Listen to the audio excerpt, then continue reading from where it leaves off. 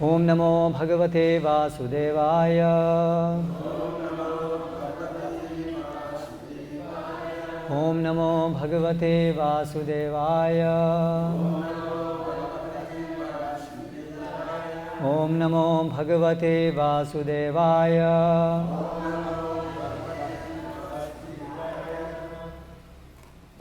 Today we are reading from Srimad Bhagavatam, Canto 10, Chapter 23, The Brahmana's Wives Blessed, text 41 and 42. 41 verse does not has a purport, so I will read myself and then we will read combinedly 42, which is written on the board. Nunam bhagavato maya yoginam api mohini yad vayam guravo nrinam swarthe muhyamahe dvijaha. Translation: the illusory potency of the Supreme Lord certainly bewilders even the great mystics. What to speak of us? The Brahmanas, we are supposed to be the spiritual masters of all classes of men, yet we have been bewildered about our own real interest. Text 42. Aho pashyata narinam api krishne jagat gurau duranta bhavam yaha avidhyat mrityu pashan griha abhidhan aho pashyata narinam api krishne jagat gurau duranta bhavam yo vidhyan mrityu pashan grihabhidhan.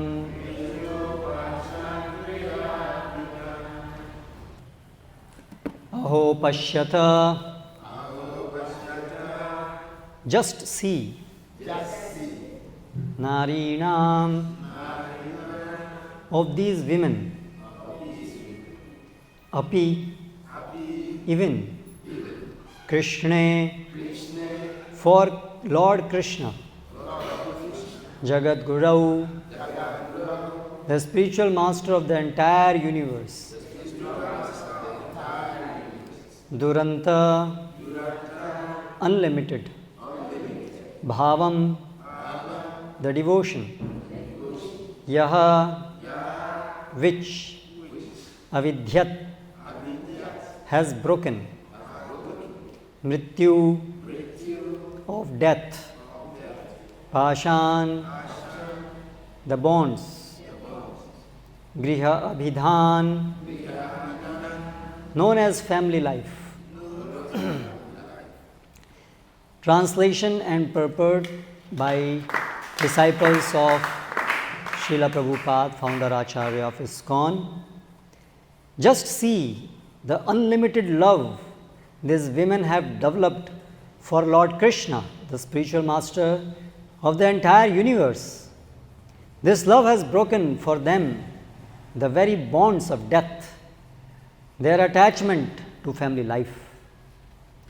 Purport: superficially, the husbands, fathers-in-law, and so on were the ladies' gurus or teachers. Yet, the women had become perfect in Krishna consciousness, whereas the men had fallen into the darkness of ignorance. According to Srila Vishwanath Chakravarti Thakur, upon returning home, the ladies showed transcendental ecstatic symptoms such as trembling of the body, shedding of tears, standing of the bodily hairs on and discoloration of the complexion, crying out, "O pleasure of my life, O Krishna," with faltering words and so forth. Srila Vishwanath Chakravarti goes on to state that while one may object that it is not fitting for a woman to love anyone other than her husband, here the husbands themselves point out that they are gurus only in imitation of the Supreme Lord, who is Jagat Guru, the universal teacher and spiritual master. The husbands noted that the women, having perfected their transcendental attachment for Krishna, did not have even a trace of attachment left for home, husband, children, and so forth. Therefore, from that day on, the husbands accepted those ladies as their worshipable spiritual masters and no longer thought of them as their wives or property. Om Jnanatimirandhasya Jnananjanashalakaya Chakshurunmilitam Yena Tasmai Shri Gurave Namaha Shri Chaitanya Manobhishtam Sthapitam Yena Bhutale Swayamarupa Kadamahyam Dadati Swapadantikam Vandeham Shri Gurau Shitaf Padakamalam Shri Gurun Vaishnavamscha Shri Rupam Sagrajatam Sahagana Raghunathanvitam Tam Sajivam Sadvaitam Savadhutam Parijana Sahitam Krishna Chaitanya Devam Shri Radha Krishna Padan Sahagana Lalita Shri Vishakhanvitamscha Jaya Shri Krishna Chaitanya Prabhu Nityananda Shri Advaita Gadadhara Shri Vasadi Gaura Bhakta Vrinda Hare Krishna Krishna Krishna Hare Hare Hare Rama Rama Rama Hare Hare.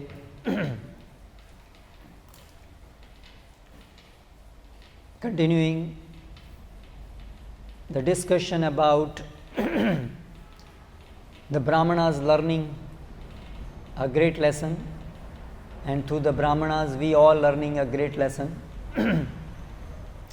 This whole pastime is actually meant to bring home this important point, as we have been discussing over the past few days. Essence of all spiritual perfection is to develop devotion for Krishna. आराध्यतो यदि हरिस तपसा तथा किम न आराध्यतो यदि हरिस तपसा तथा किम. Narada Bhakti Sutra. The similar principle is encapsulated in these words. Na aradhyato yadi haris tapsa tatha kim. What is the use of performing tapasya if one by that tapasya does not come to the point of developing devotion for Hari? And if one has developed devotion for Hari, then what is the need left for performing tapasya? So the essence of all spiritual practice is to develop love for Krishna. Krishna himself has given elaborate practices in form of scriptures. He has given karma, he has given jnana, he has given yoga, and he has also given bhakti.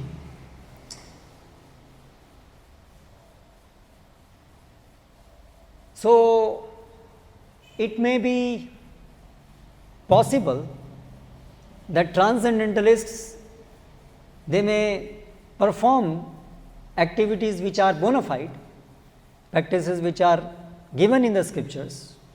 For example, karma, following one's prescribed duties very nicely.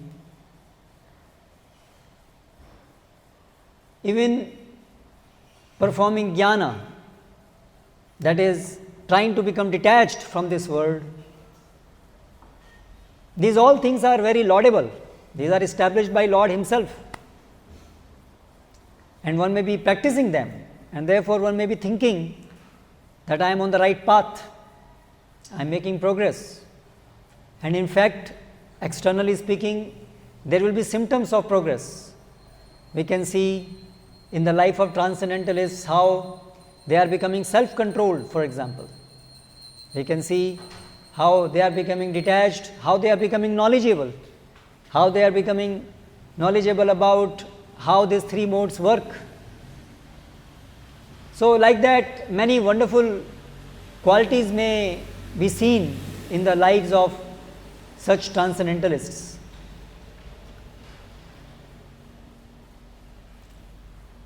But still, attaining Krishna can be very tricky. In spite of practicing so many correct activities as prescribed by Krishna himself, one may miss the point.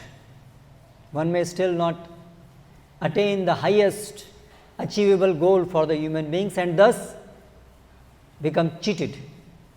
One who is blatantly not following, it is very obvious that yes, he is not following, so he is not going to attain the perfection of existence. But what a pity if a person seems to be following everything, life after life, and still he misses the point. What can be more pitiable than that? So, Maya can be very tricky. Why Maya is tricky? As we read a few verses before in the purport, Krishna has no desire to deceive anyone. Why should Krishna want to deceive anyone? Krishna is our best well-wisher. Suhridam sarvadehinam. He is our best friend. He doesn't want to deceive us. Then why we can get deceived? Even the great yogis can become deceived. In the previous verse, the first verse which we read today, Nunam Bhagavato Maya, certainly, Bhagavataha Maya. Maya means the illusory potency. Bhagavataha, of, belonging to Bhagavan, Krishna. Bhagavataha Maya Yoginam api Mohini. Mohini means which eludes Mohan. Krishna's one name is Mohana. He enchants everyone. He puts everyone under a sort of delusion.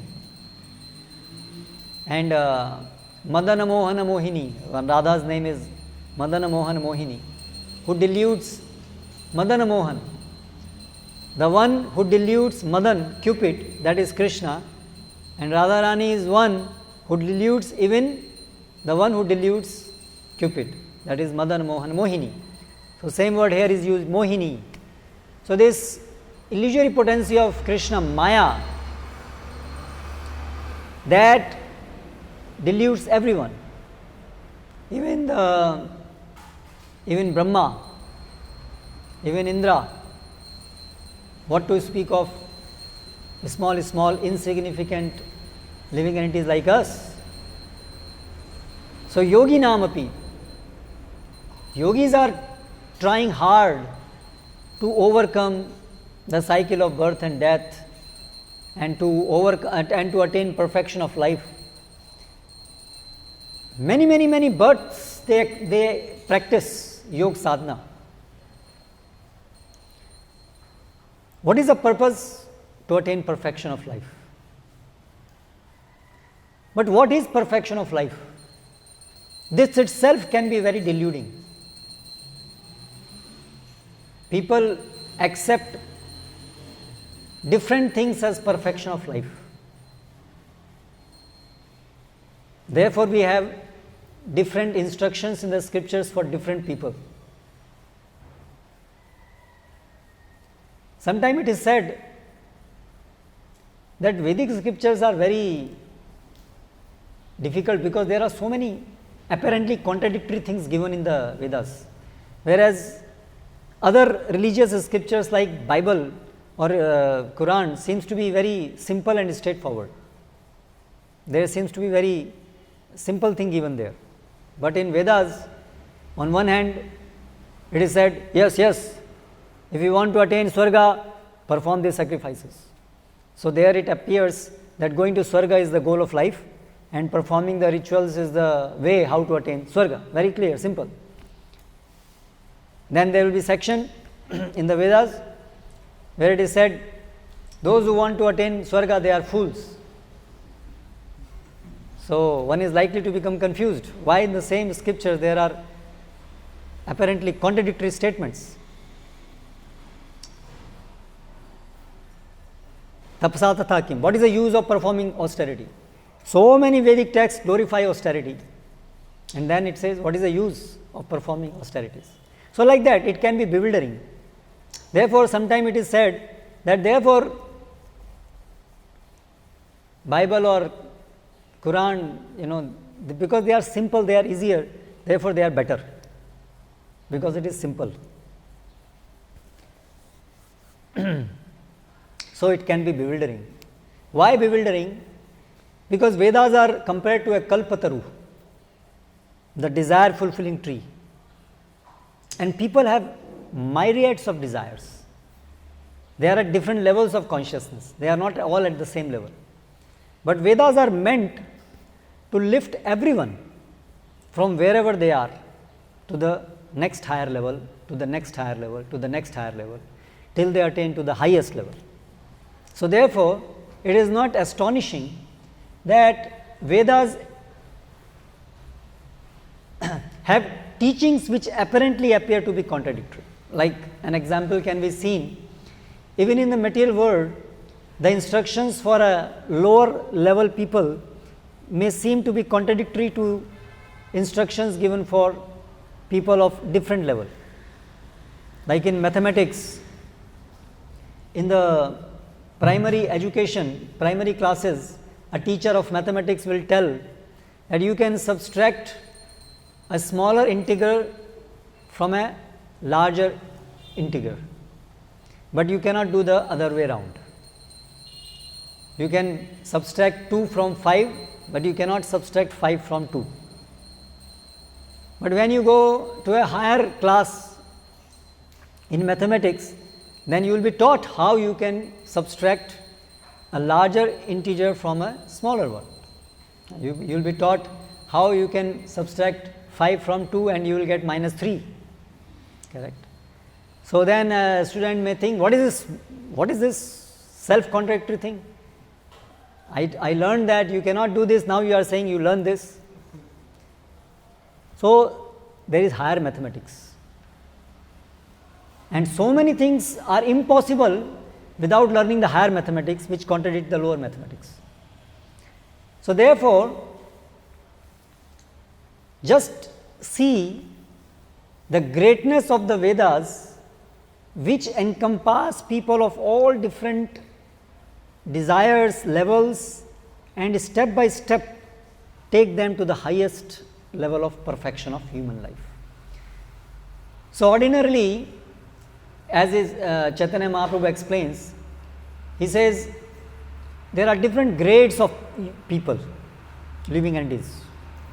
He says that among millions and millions of living entities, there are few who are in the form of human birth. As we saw that day, 84 lakh species and 4 lakh are human beings. Among those human beings also, further, most of them are uncivilized. They don't follow varnashram dharma. The beginning of civilized human life is from practice of varnashram dharma. When we start following rules and regulations governing different roles given to different people according to their psychophysical makeup, that is called varnashrama. So human civilization begins from them. So Chaitanya Mahaprabhu says that out of those 44 lakh varieties of human beings and millions of these human beings, there are few who are civilized. And then amongst those who are civilized, there are most of them only render lip service to the scriptures. They say that we are followers of Vedic scriptures in the name only. They actually don't believe it in essence. Out of them, most of them, even though they are followers in the true sense, but they are karmis. That means they think that the goal of life is to attain heavenly planets, to attain material happiness. And for that end, they study scriptures and practice different rules and regulations. So, Brahmanas in this discussion belong to that category. They thought, they were convinced that the goal of life is to go to Swarga. They were convinced about that. That was their Shraddha, their faith. It is very interesting how people have different varieties of faith, and it is very difficult for anyone to overcome that faith, to change that faith. This is explained in Bhagavad Gita in the 17th chapter, where this discussion about faith begins. When Arjuna, he asks Krishna, ye shastra vidhim utsrijya yajante shraddhayanvita tesham shraddha tu ka nishtha satyamahu rajastamaha. He asks that in the previous chapter, in the 16th chapter, you explained ye shastra vidhim utsrijya vartate kamakarataha. Those who give up the following of scriptures out of attachment to this world, being too much lusty, you explained about them that they are demoniac. But what about those who also don't follow scriptures in the real sense, but externally they appear to be following the scriptures? Ye shastra vidhim utsrijya, the real message, the real essence, they don't follow. What is the real essence? Krishnastu Bhagavan Swayam, and we are all servant of him. They don't accept this, but still yajante shraddhayanvita, but still they are very faithful towards the scriptures. They follow the scriptures in one sense, but still they don't follow the scriptures because they don't accept the essence of the scriptures. So it is very interesting phenomena how one can be apparently following scriptures and still not following the scriptures. In Bhagavad Gita, many times this theme comes up. Like if you see in chapter 2 also, Krishna talks about Vedavadarataha Partha. Vedavadarataha. Those who are so-called followers of the Vedas. So-called followers. So you can be a real follower of the Veda, or you can be a so-called follower of Veda. So following Veda can be tricky. You may be apparently following Veda and not yet following the Veda. You may miss the point. This is what exactly is happening here. So this exact question Arjuna asked Krishna in the 17th chapter, that those people who follow scriptures, who are faithful, who say, yes, yes, yes, we are followers of Vedas, and still they miss the point. What their Shraddha is it Satogun, in Shraddha in Satogun, Shraddha in Rajogun, or in Tamogun? So then Krishna answers that Sattanurupa Sarvasya Shraddha Bhavati Bharata. That yes, Arjuna, such people, their Shraddha can be of Shraddha in Satoguna or in Rajoguna or in Tamoguna. Those who follow the scriptures perfectly, that means those who are devotees, those who understand that the essence is to become devotees of Krishna, pure devotees of Krishna, they are not in the three modes. They are in the transcendental stage. But except them, all so-called followers of the Vedas can be of three varieties. Their faith can be of three varieties. Yo ya shraddhasa evasa yajante sattvika devaha yaksharakshansi rajasaha preta bhuta ganansyanne yajante tamasamaha. So those who are following the Vedas but still not devotees of Krishna, if they are in Satoguna, because of their previous karma phal, they are in Satoguna, then they worship different demigods. Yajante sattvika deva yaksharakshansi rajasaha. and those who are governed by mode of passion, they worship powerful entities, yaksha, rakshasa, etc., for selfish gains. And then those who are governed by tamoguna, the mode of ignorance, they start worshipping ghosts. Even such worship is described in scriptures. These are all described in scriptures, these different forms of worship. So in one sense they are following scriptures, but because they are primarily governed by the modes which they acquired by their karmafal in the previous, from the previous life, because they have not yet surrendered to a pure devotee, they have not yet accepted the shelter of a pure devotee. So though they are following scriptures, still they have not come to the point of surrendering to Krishna. So therefore they are following scriptures, but still they are not able to follow the scriptures. Okay. So Krishna says that such people are in the modes. They have not transcended the modes. So again Bhagavatam says Yenya charvindaksha vimukta maninas teva shuddha avishuddha buddhayoho. So those who think that they are in satoguna, great sannyasis following scriptures, but if they have a misconception about the essence of the scriptures,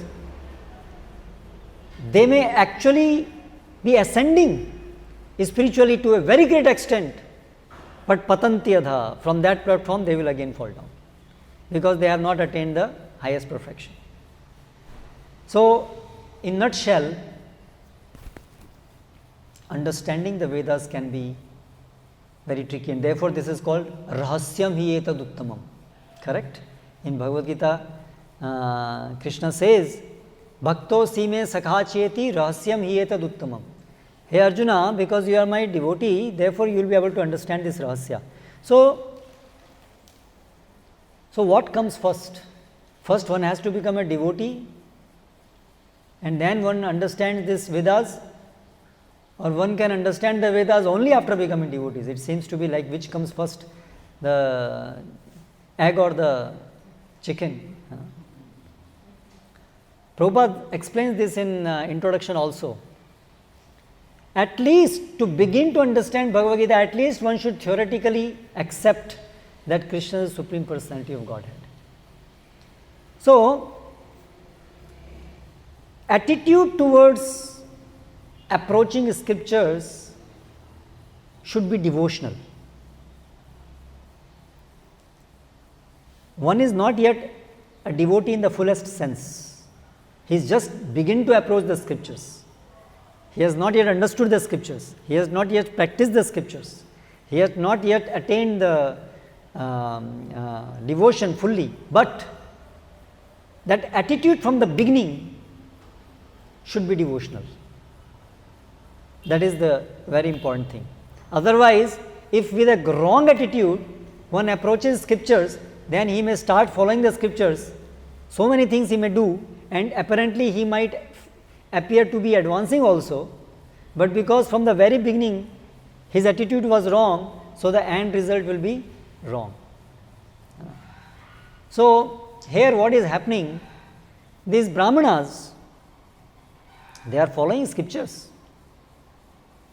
In fact, the very fact that they were born in a Brahmana family shows that in their previous lives they have practiced scriptures to a great degree. Because our birth is not by chance. Where we are born, to which parents we are born, in which country, in which place, in which circumstances we are born, with what body we are born, with what intelligence we are born, so many things, they are based on our previous life's activities. So it is not by chance that we are born in certain situation. So the fact that these Brahmanas, they are Brahmanas, that means they are Brahmanas by birth. They are Brahmanas because they are born in a Brahmana family. So that means it's a very high birth. They have attained, they have followed scriptures to a great degree. But because they have not yet accepted Padarajobhishekam, they have not yet accepted the mercy of a devotee, therefore they are unable to understand the essence of the scriptures. They are unable to accept the essence of the scriptures. Mahiyasam padarajobhishekam nishkinchananam navranita yavat. The similar thing is said in another place. Till one has not accepted the dust from the lotus feet of a great devotee, one cannot understand the scriptures properly, and the result will be one will not become detached from this world. So ultimately, whether one has attained the perfection or not, so we were discussing what is the perfection first has to be decided. What is the ultimate goal? Because there are different goals cited in the scriptures also. And this was a question which Shaunak Adi Rishi they asked. Correct? Suta Goswami, please tell us, what is the ultimate goal of life and what is the method to attain that goal? So what was the answer given by Suta Goswami in reply to that? He said, Savai pumsam paro dharmo yato bhaktir adhokshaje ahai tuki apratihata yenatma suprasidhati. He said, the highest means, parodharma, highest activities are those that result in attainment of the highest goal. Yata bhakti adhokshaje. The highest goal is bhakti adhokshaje. The pure love of Krishna, the pure bhakti, bhakti in the form of pure love, that is the highest goal. And the method to attain that highest goal is also bhakti, sadhana bhakti, the bhakti in practice, which results in attainment of the pure love of Godhead, which is again called bhakti. So in this way, he ascertained the ultimate goal of life is love of God. Now, neutrally if we study what different religions they proclaim as highest goal of life, we can analyze that this love of Godhead can only be the topmost goal of life. Other goals of life proclaimed by different people, even the followers of Vedas, the most important goal of life which is proclaimed by most of the people is, by mercy of God, we will attain happiness in this world, isn't it? All the temples, all the churches, all the mosques, they are frequented by people of this consciousness. Why do in India or elsewhere, wherever Hindus are there, why they go to the temples? If you ask them, if you make a survey, why you come to temple? Actually, among the Hindus, there are like prayers. In every religion there will be prayers. So in Hindus there are prayers. There is a very famous prayer, Jai Jagadish Hare. So, and then there will be a big list of what I want from you. Please give me wealth, please give me son, please give me this, please give me that. The whole prayer runs so many items, correct? So, and in Christianity also, what is Prabhupada used to say, the famous prayer, oh God, give us our daily bread. And not just daily bread, then there will be so many other things, correct? So this is common to 99% of the people, they are of this consciousness. Therefore, whether Christianity or Islam or this, they feel inspired from this part of the scriptures, which encourage them, yes, you go to God, your desires will be fulfilled. So they feel so much encouraged. Why? Because their level of faith is there at that level. Their consciousness is such that they derive a lot of inspiration by such instructions, because in their consciousness this world, they can be happy in this world, and yes, if they are pious, they accept that only by the favor of God they can be happy in this world. So therefore they are pious people. Krishna also says, Chaturvidha bhajante mam jana sukriten arjuna. So we can see such pious people among all different categories, in Christians, in Islam, and in Hindus. There are such pious people. So therefore this is the most prominent goal cited in scriptures, attaining Swarga, heavenly planet. So this is also a common thing among all the religions: heaven, Swarga, and in Islam it is called Jannat. So this is the common goal. So therefore, then scriptures explain the process to attain the Swarga. So performing different varnashrama duties, if you perform properly, then you will attain this Swarga. Okay. So these Brahmanas, because they had that faith, they were very meticulously performing their varna duties, being Brahmanas. In the life of a Brahmana, there is a description of how from early morning till night, there are so many rituals that they have to perform. Actually, a Brahmana will take his first meal only in the noon time, because from the very morning he will start his different performances, and it will go up to midday, and so very strictly. And we see that those people who are at this level, they are very meticulous in practicing this. They are very following different vratas, different austerities. Like in Islam, there is Ramadan, 1 month. They don't eat anything whole day, fasting. And similarly in Christianity, there should be different times of the years where some specific things are to be practiced, like that. So, great enthusiasm to perform that. So these Brahmanas, they were performing that. So different goals given, different things given.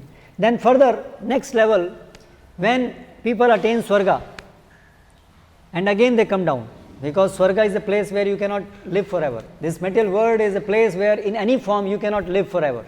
You have to keep on changing your forms. You cannot be stationed at one place. You can be, Shine Punya Mrtya Lokam Vishanti. Okay, you go to Swarga and then again you come down. So like that, after going through many such cycles of going up and down, like in the merry-go-round, you go up and down, up and down, up and down, a person will start understanding why I am doing this up and down, and what is the use of this going up and down. Is there nothing better than this? Just going up and down, is there nothing better than this? This whole world is like that. What is the use of my performing this austerity and all these rituals if ultimately I go to Swarga and then I have to come back again? What is the point? So this consciousness is attained after hundreds of births of following properly the rules and regulations given in the scriptures of pious life. Then one becomes a renunciate. Oh, this is useless. Let me attain moksha, liberation.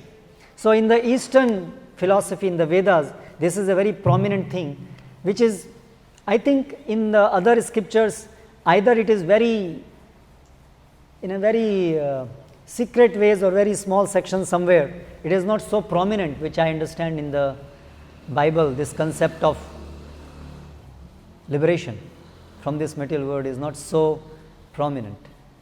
In scriptures, in Vedic scripture also, it is not very prominent. It is, the prominent is only going to heaven, Swarga.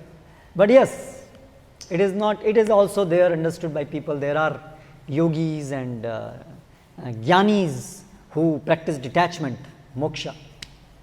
But even that is not the ultimate goal. Then comes the prema, bhakti, attaining love of God. So I was discussing, among these different goals, can we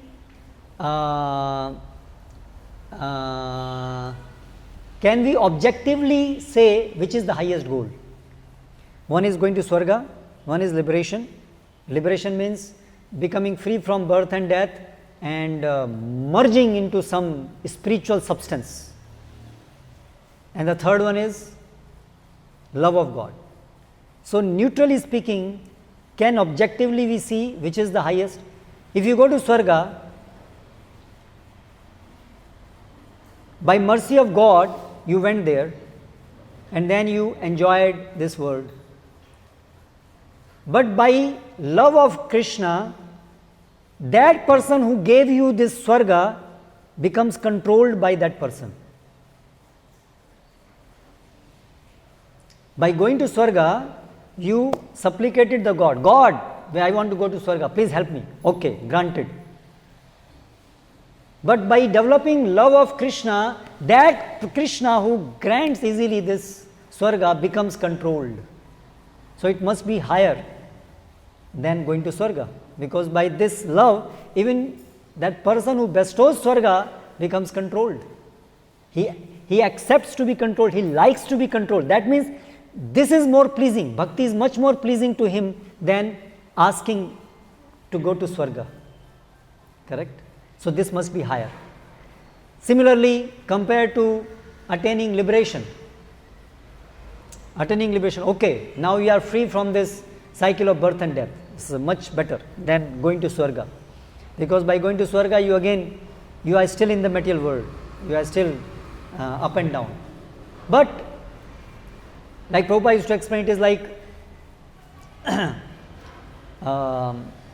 child is making a lot of trouble, he is very naughty, so okay, bind him.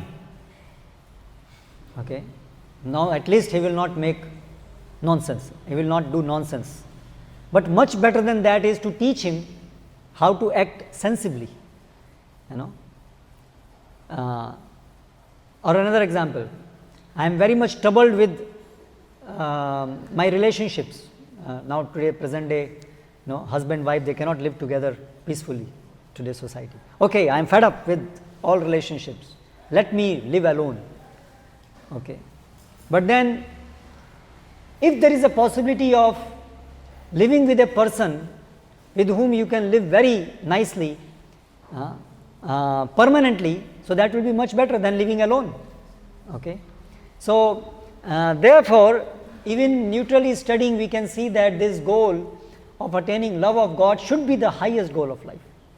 So, savai pumsam paro dharmo yato bhakti rashoksha. Therefore, this is concluded by Suta Goswami that the highest goal is attaining love of God, and for that the process recommended is bhakti. Yan etavan eva loke asmin pumsam paradhara dharma smrita vasudeve bhagavati yan nam grinadivihi. The best practices for attaining the highest goal is hearing and chanting about Krishna.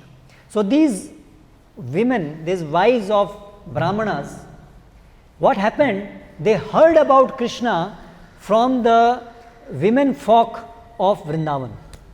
When they used to come to their village to sell ghee or flowers, these Vrindavan women, naturally they will always glorify Krishna because they were great devotees of Krishna. So what happened? These Brahmanas' wives, they came in contact with those women of Vrindavan and they heard about Krishna, and because of that they got devotion.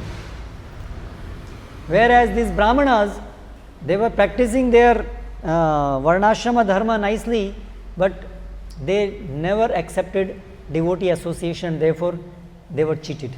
They couldn't attain what the women attained. So it's very nicely said here, Yat Vayam Guruvo Nrinam. Brahmanas, we are accepted, we are understood to be the spiritual masters of everyone else. So in the Varnashram system, Brahmanas are supposed to guide everyone. But just see, we are men, we are supposed to guide women, our wives, we are supposed to guide the whole society, but just see how foolish we are that we were bereft of devotion and our wives, they attained the devotion and they attained the love of Krishna, and so actually now they are our spiritual masters. This similar thing happened in Chaitanya Charitamrita also. You remember there is a Leela that a small child was there and the father is also devotee, but he asked, okay, today I am going out, so you feed Krishna. So he is a small child, so he took it literally that I have to feed Krishna, my father has asked me to feed Krishna. So he offered something to the Lord and he requested, okay, Lord, my father has today asked me to feed you, so come eat. So, and then he was waiting there, because my father has asked me to feed you, I want to see you whether you have taken or not. So seeing that this boy, he has complete faith that I eat what is offered to me. This boy has complete faith in that. He was very pleased, Krishna was very pleased by that. And so he personally came and he ate. And then the father came and he said, okay, did you offer? Yes. Okay, where is prasadam? Where is prasadam? Krishna ate everything. So he thought this boy is making fun, he must have eaten himself, he must be feeling hungry. So then he said, okay, you are, nonsense, what you did. Okay, you offer again. So again he offered, and again he prayed to the Lord, come, please eat. And the Lord came and he ate everything. So again next day similar thing happened next time. So then the father again, what happened? He said, yes, he ate. So he said, this boy is doing something mischief. So next time he sat there and he asked the boy, he was seeing from the corner what he is doing. And he personally saw how the boy offered and Krishna came and he practically ate. And so then from that time onwards he accepted that you are not my son, I am not your father, you are my father. So when Chaitanya Mahaprabhu, these both went to meet Chaitanya Mahaprabhu, then Chaitanya Mahaprabhu asked this father, so I am not able to understand who is the father and who is the son. So he told, you are correct, I am the son and he is the father. So ultimately the highest respect is due to one who is who has more pleased Krishna. This is the ultimate criteria for who is most respectable. Most respectable is one who is able to please Krishna the most, irrespective of any other thing. That is the ultimate criteria to understand. So this is what the Brahmanas are here stating, that actually these wives of ours, from now onward they are our spiritual master. So now Vishnacharya Thakur explains that in their mind they accepted that they are our spiritual masters.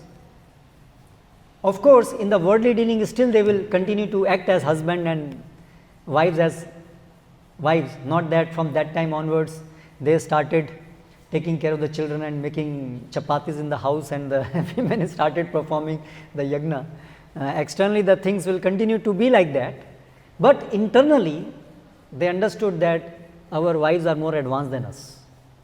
So the important point to be understood, there is a reason why Krishna has established this varnashrama culture, because it is very conducive to perform devotion service. But the essence of this varnashrama culture is to become devotee of Krishna. If one performs various activities of varnashrama with this understanding that the goal is to become devotee of Krishna, then that varnashrama is the right varnashrama. Then one will be very much helped. Therefore Krishna says in Bhagavad Gita also that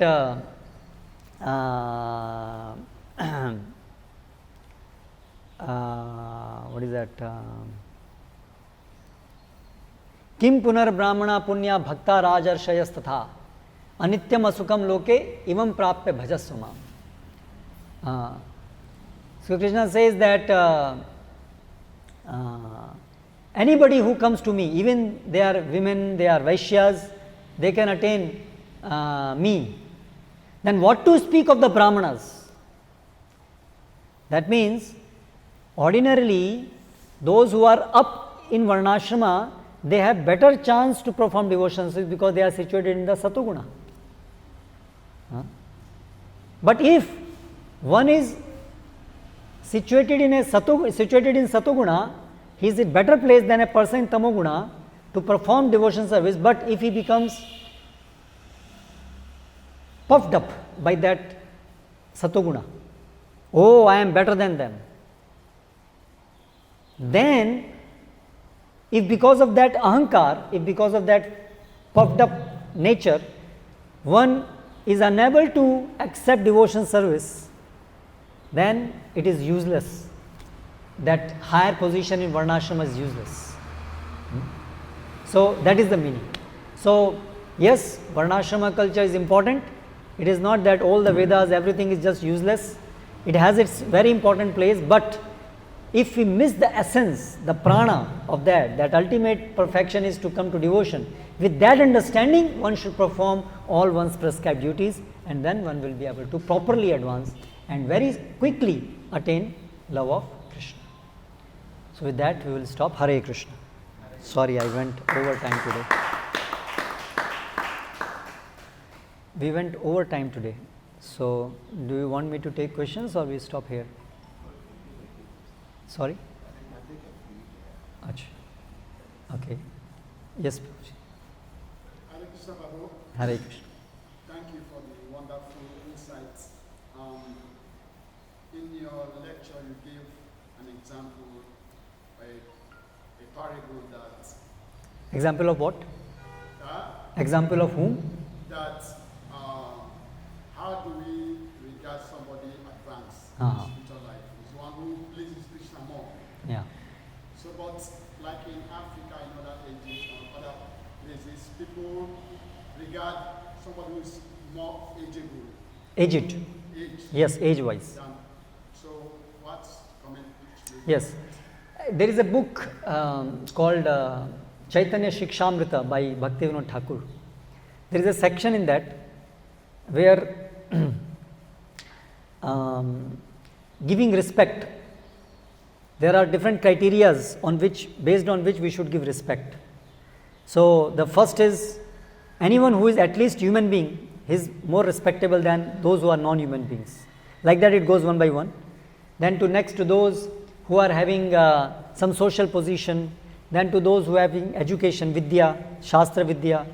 Then next goes to one who in a varnashrama culture is brahmana, higher varna. Then higher ashrama, that is sannyasi, is the highest ashrama. And then highest comes one who is more advanced devotee. So therefore among those who are devotees, those who understand the importance of devotion, the respect should be based on one's advancement in devotional life. Those who are not devotees, they will not be able to understand this anyway. So in those circles, respect will be given based on other criteria. If there is a varnashram society, the respect will be given based on varna, based on ashrama alone, without any concept of the devotion. So it depends. So among the devotees, the highest respect should be given based on devotion service, internally at least. Externally it may be sometime we have to consider both things. If somebody is say when we are living in a society, then we also have to act in a way that social disturbance is not there. So somebody who is having socially a higher position, say there is a temple president. So by dint of being temple president, there is a respect due to him. So that has to be given at the same time, because we are living in a society and it is any great devotee will not accept him to be a great devotee. So but in our mind we should understand that actually the person is more advanced, he is from within, that respect should be more to him. But externally still, age wise also, it is said in scriptures, among the Shudras, the respect is only by age, that is the only criteria. If one is more older, more respectable. But among the Brahmanas, the respect is more given to based on education, Vedic Vidya. So there is a different criteria. So therefore you see, even a small Brahmana boy, he is learned in if he has learned. So elder people, 60, 70 years people will pay obeisances to him, because there it's a culture of Vidya. So different people will have different criteria for giving respect. Hare Krishna. Yes.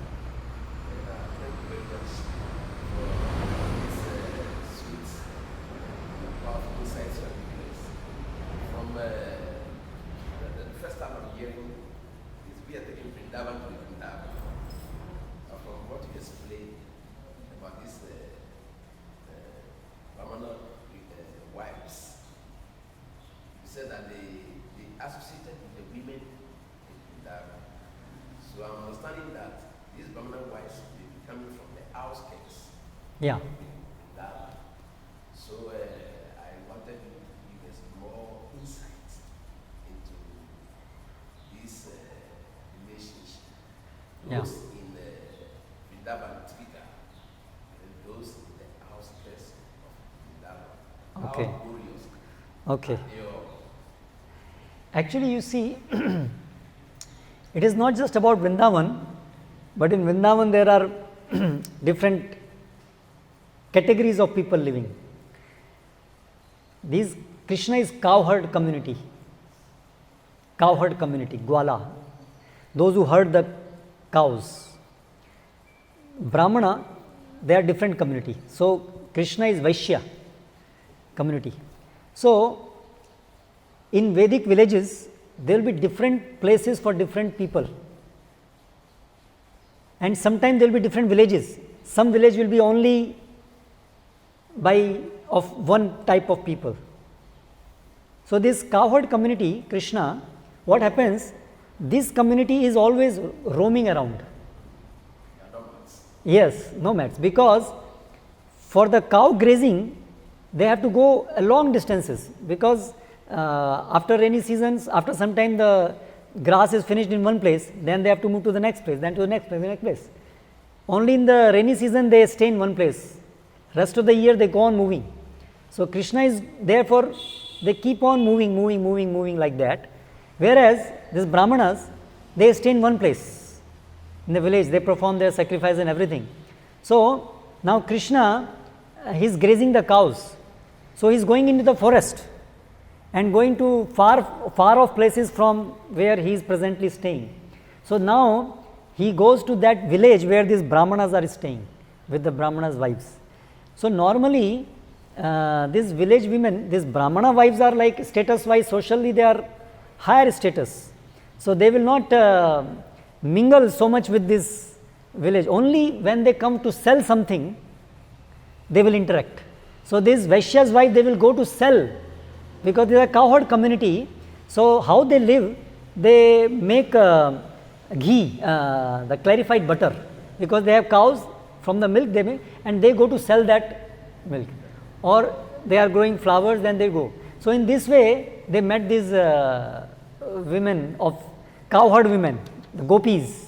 They met in this way, and they heard about Krishna from them. Yes. Thank you very much. Hare. Is okay? Okay. Hare. Srila Prabhupada ki jai.